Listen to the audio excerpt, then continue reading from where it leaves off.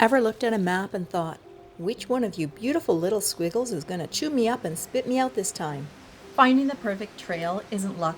It's a craft, a scavenger hunt, sometimes a little reckless.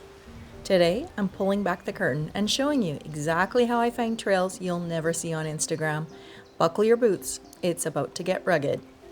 This is how I actually find the trails that leave blisters, memories, and occasionally disbelief in the eyes of an Airbnb concierge. ¿Y cómo tú haces para encontrar esos lugares, Nancy? Let's start with the easy button, apps.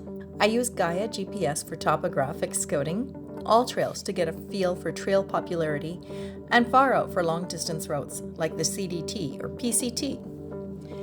But here's the trick most people miss. If a trail has 0 reviews and no photos, it might not be trash. It might be a treasure. If no one's posted about it, maybe no one's been there.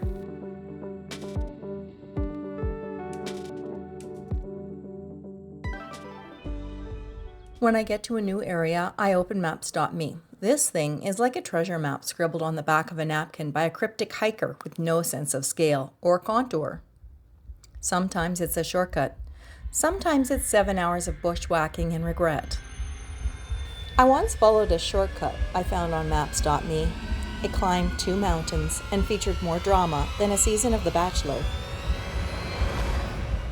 It just goes up. But in the end, that trail led me here. One time, I trusted it too hard. El Chorro Trek in Bolivia. I was like, cool, just follow the line. Then the weather turned. Visibility dropped to 0. I was literally blinded by snow, and I had to stay there for 3 days before I was able to turn back.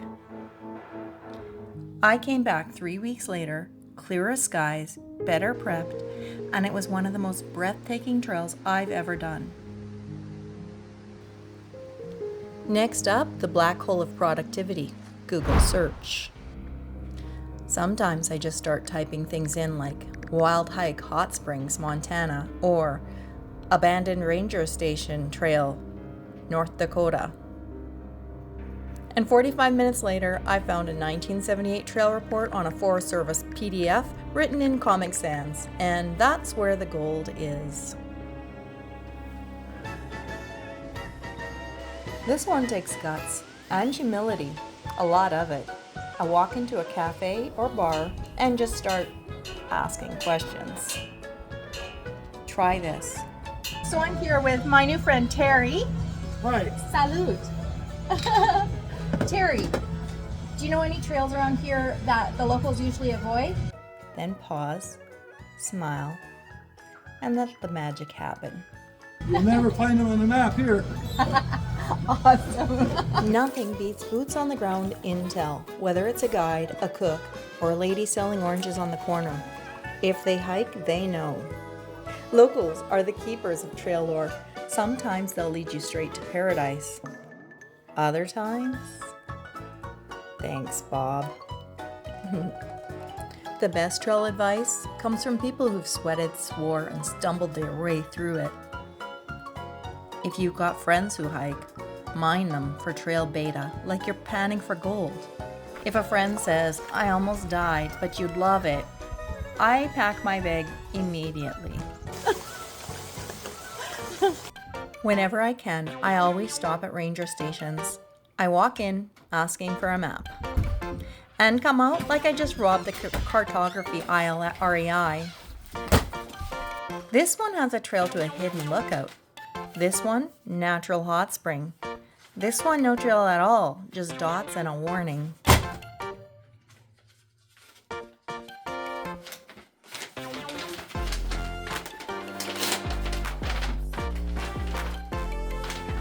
Sometimes, even with all the tools and maps and Google rabbit holes, your gut will whisper, not today. And that's okay. The mountains will always be there. Trust yourself. Trust your gut. That's your real compass. So, whether you're using apps, mining Google, charming locals, or texting friends at 1 a.m., the real adventure starts before you even set foot on the trail. The world is stitched together with footpaths waiting for your story. Go find it. Don't forget to boop that like button. And until next time, happy trekking.